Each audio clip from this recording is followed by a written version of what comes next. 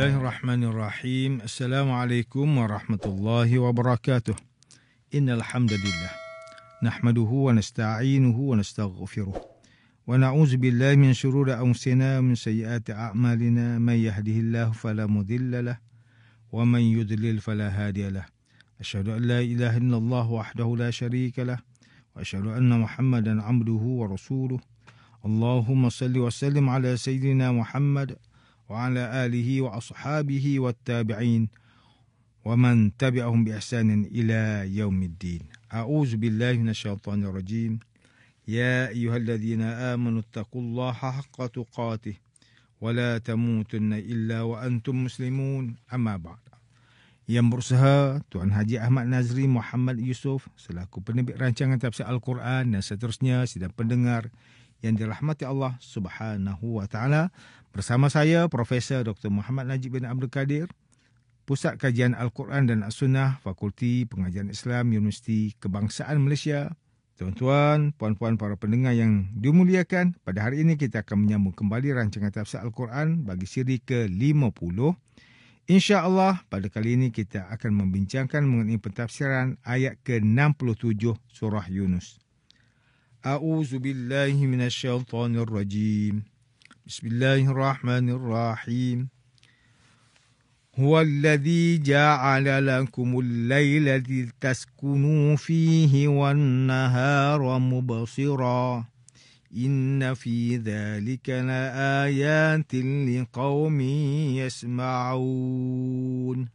Dialah yang menjadikan malam bagi kamu supaya kamu berehat padanya, dan menjadikan siang terang benderang supaya kamu berusaha. Sesungguhnya perubahan malam dan siang itu mengandungi tanda-tanda yang menunjukkan kekuasaan Allah bagi kaum yang mahu mendengar keterangan yang tersebut dan mengambil pelajaran daripadanya.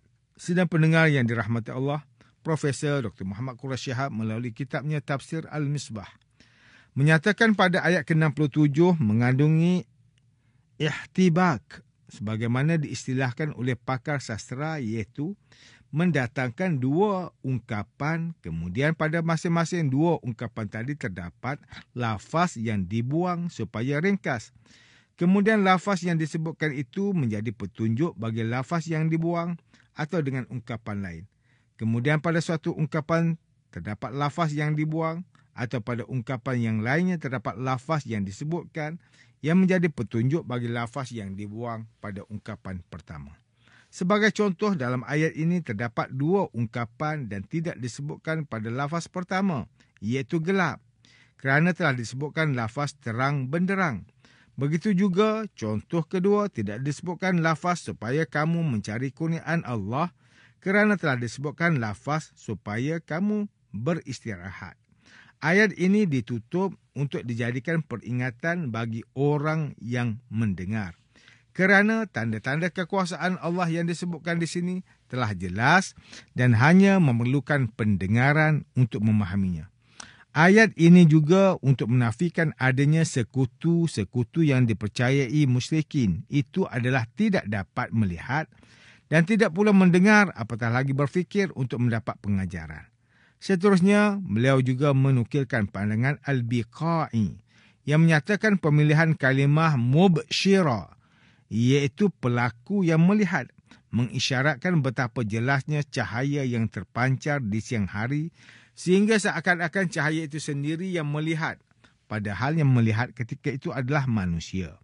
Selanjutnya, cahaya adalah sesuatu yang wujudnya di siang hari, maka diibaratkan sebagai sesuatu yang berakal. Berbeza dengan waktu malam yang kehadirannya tanpa cahaya dan diibaratkan seperti perkara wujud yang tidak berakal. Ia berarti supaya manusia dapat beristirahat pada waktu malam. Terakhir, la ayat, tanda-tanda yang dimaksudkan di dalam ayat ini antara lain tentang penciptaan langit dan bumi, cahaya dan gelap, siang dan malam. Pelbagai manfaat dan nikmat yang diperolehi diberikan oleh Allah Subhanahu wa taala kepada manusia supaya menambahkan keimanan dan keyakinan seseorang tentang kewujudan dan keesaan Allah Subhanahu wa taala. Sidang pendengar yang dimuliakan, Profesor Dr. Tengku Muhammad Hasbi As-Siddiqi Menerusi kitabnya Tafsir An-Nur mentafsirkan ayat ke-67 surah Yunus ini dengan menyatakan bahawa Allah Subhanahu Wa Taala yang menjadikan 2 waktu. Maka Allah Subhanahu Wa Taala juga yang menjadikan malam sebagai waktu yang gelap supaya kamu berteduh dalam beristirahat di dalamnya, dan Allah Subhanahu Wa Taala menjadikan siang sebagai waktu yang terang benderang agar kamu menggunakannya untuk bekerja dan berusaha. Terdapat perbezaan di antara waktu malam dan siang serta perbezaan keadaan manusia yang berada di dalamnya. Padanya terdapat tanda-tanda jelas yang menunjukkan Allah Subhanahu Wa Taala Tuhan yang berhak disembah. Dialah yang menjadikan malam dan siang bagi kaum yang mendengarkan ayat-ayat Al-Quran dengan sepenuh hati. Di dalam ini Allah Subhanahu Wa Taala menggembirakan hati nabinya dengan pertolongan dan kemuliaannya serta mengecam para musuh Nabi Muhammad sallallahu alaihi wasallam. Ayat ini juga menjelaskan bahawa Allah Subhanahu Wa Taala memiliki langit dan bumi. Ia juga menjadi bukti bahawa para musyrik yang menyembah patung tidak memiliki sesuatu pun. Seterusnya, Profesor Dr. Haji Abdul Malik bin Abdul Karim Amrullah atau lebih dikenali sebagai Hamka melalui kitabnya Tafsir Al-Azhar, ketika mentafsirkan ayat ke-67 surah Yunus, beliau menyatakan ayat ini merupakan sambungan pada ayat sebelumnya yang menjelaskan tentang kekuasaan Tuhan. Pada ayat ke-66 yang terdahulu menafikan segala kekuasaan yang lain, sama ada patung-patung, dewa-dewa, berhala, Lata dan Uzza. Pada kejadian malam dan siang apabila matahari telah terbenam di ufuk barat, malam silih berganti. Maka pada waktu malam Allah Subhanahu Wa Taala menjadikannya sebagai waktu untuk berehat, bertenang dan waktu tidur. Kemudian pada ayat dan siang dalam keadaan terang benderang, beliau menjelaskan pada waktu malam itu gelap gelita. Meskipun mata kita tidak buta, namun kita tidak dapat melihat tanpa sumber cahaya atau cahaya matahari. Pada penghujung ayat, sesungguhnya pada ayat yang demikian itu adalah tanda-tanda bagi kaum yang mahu mendengar. Beliau menyatakan apabila manusia memakai akal fikirannya untuk merenung kejadian Allah Subhanahu Wa Taala, maka seseorang itu akan melihat segala sesuatu dengan matanya dan terdetik pertanyaan di hati. Adakah semua kejadian ini berlaku segala kebetulan atau ada kuasa yang maha agung menjadikannya? Kerana pada kejadian malam dan siang itu penuh dengan keindahan, kemuliaan dan kesempurnaan yang akan menjadi tanda tanya bagi mereka yang merenung dan bertafakur tentang kejadian Tuhan. Oleh itu datanglah wahyu yang dibawa oleh Nabi Muhammad sallallahu alaihi wasallam untuk disampaikan dan mengajar jawapan atas setiap persoalan yang timbul di hati manusia. Sidang pendengar yang dirahmati Allah, demikianlah tafsir bagi ayat ke-67 surah Yunus. Menurut pentafsiran oleh para ulama, kesimpulan dalam ayat ini Allah Subhanahu Wa Taala menegaskan kepada kaum muslimin bahawa dialah yang menciptakan malam bagi manusia agar dapat beristirahat padanya. Dia pula yang menciptakan siang terang benderang yang disinari dengan cahaya matahari agar manusia pada waktu itu dapat mencari kurniaannya. Kemudian pergantian siang dan malam itu diatur oleh Allah Subhanahu Wa Taala. Buktinya, peredaran bumi mengelilingi matahari pada orbitnya tidak memerlukan urus tadbir oleh Tuhan-Tuhan yang kaum musyrikin dakwa itu. Tetapi cukup dengan hikmahnya yang maha tinggi dan maha berkuasa Allah Subhanahu Wa Taala untuk mengatur peredaran perkara tersebut. Dengan adanya perbezaan proses tersebut, maka terjadilah perbezaan waktu dan perubahan cuaca sehingga manusia dapat memilih waktu yang sesuai untuk mencukupkan keperluan hidup dan memenuhi kewajipan terhadap penciptanya.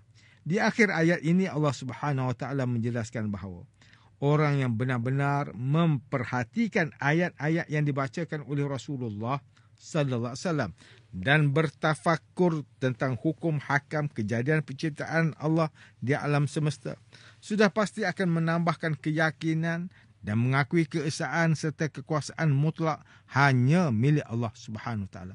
Oleh yang demikian, terdapat beberapa ayat Al-Quran yang menganjurkan untuk kita bertafakur tentang kejadian Allah Subhanahu Wa Taala seperti mana yang dinyatakan di dalam surah Al-Ankabut ayat ke-20. Qul siru fil ardi fanzuru kaifa bada'al khalq. Katakanlah wahai Muhammad, perjalanlah kamu semua di atas muka bumi dan perhatikanlah bagaimana Allah memulakan penciptaan sesuatu. Begitu juga disebutkan dalam surah Az-Zariyat ayat ke-21, wa fi anfusikum afala tubsirun. Dan juga pada diri kamu sendiri, maka mengapa kamu tidak mahu melihat serta memikirkan dalil dan bukti itu. Di dalam kitab tafsir At-Tabari, beliau menafsirkan ayat ini dengan berkata, pandangan yang paling tepat dalam menjelaskan ayat ini adalah, pada diri kamu juga, wahai umat manusia, terdapat tanda-tanda keesaan penciptaan kamu dari sudut bahawa tidak ada yang berkuasa menciptakan seperti ciptaannya kepada kamu. Maka apakah kamu tidak merenung secara mendalam hal tersebut serta berfikir padanya? Nescaya kamu akan mengetahui hakikat keesaan Tuhan kamu. Sidang pendengar yang dimuliakan, antara pengajaran yang boleh kita ambil daripada tafsir ayat ke-67 surah Yunus ini ialah, pertama, pertukaran siang dan malam menjadi bukti keadilan Allah Subhanahu Taala yang memberi ruang kepada manusia untuk berehat di malam hari, manakala waktu siang untuk mencari rezeki kurniaannya. Sepatutnya hal ini menjadikan kita manusia yang bersyukur pada setiap saat kehidupan kita. Kedua, berfikir dan merenungi penciptaan Allah dapat membuka minda manusia untuk berfikir secara waras dan insaf mengenai segala rahsia ciptaan di langit dan di bumi, sekaligus menjadikan seorang hamba itu tunduk dan patuh atas segala titah perintah daripada Allah Subhanahu Taala. Ketiga, sidang hadirin sekalian, marilah sama-sama kita menginsafi dan merenung diri sendiri akan kejadian siang dan malam yang silih berganti bukanlah hanya satu fenomena alam yang biasa sahaja, tanpa mengingatkan diri kita yang kerdil ini merupakan makhluk ciptaan Allah yang maha agung. Tuan-tuan, puan-puan, para pendengar yang dimuliakan, sekian sahaja rancangan tafsir Al-Quran pada hari ini. Semoga kita semua mendapat manfaat daripada perbincangan ilmu ini. InsyaAllah, mudah-mudahan kita akan bertemu lagi pada siri rancangan tafsir Al-Quran yang akan datang. Wabillahi taufiq wal hidayah. Wassalamualaikum warahmatullahi wabarakatuh.